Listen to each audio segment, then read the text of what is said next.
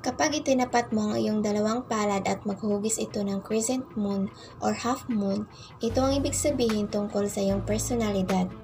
Ito ay magandang senyales sa mga taong nagtataglay nito. Sinasabi na ang mga taong may half moon sa kamay nila ay likas na kaakit-akit. Yun bang may pambihira silang enerhiya na mapapatingin ka talaga kapag sila'y napadaan sa iyong harapan. At ang mga taong ito ay mataglay na talino na magresolba ng mga komplikadong sitwasyon na sa tingin ng iba ay mahirap. Hindi ko naman sinasabi na mga taong na walang half moon sa kanilang kamay ay hindi matalino at walang kakayahan. Lahat naman tayo ay may iba-ibang talento at kakayahan.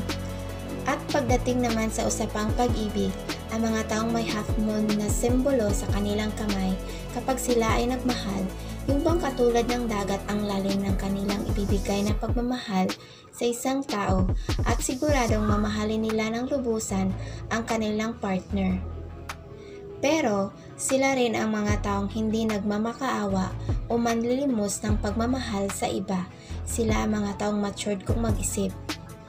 Sila ay may malakas na pakiramdam ng pagiging sensitibo at napapanatili nila ng matatag na relasyon sa iba.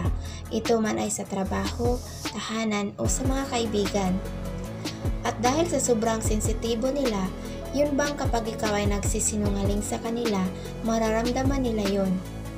At sinasabi rin na mga taong ito ay magkakaroon sila ng balansing buhay, lalo na sa mga tuntunin ng pag-ibig at relasyon. At dahil na rin sa kanilang taglay na katangian na napakakalmadong tao, na kahit anuman ang pinagdaanan nilang pagsubok, hindi sila magpaantala. At sila rin ay mahilig magmuni-muni at sa mga espiritual na mga gawain.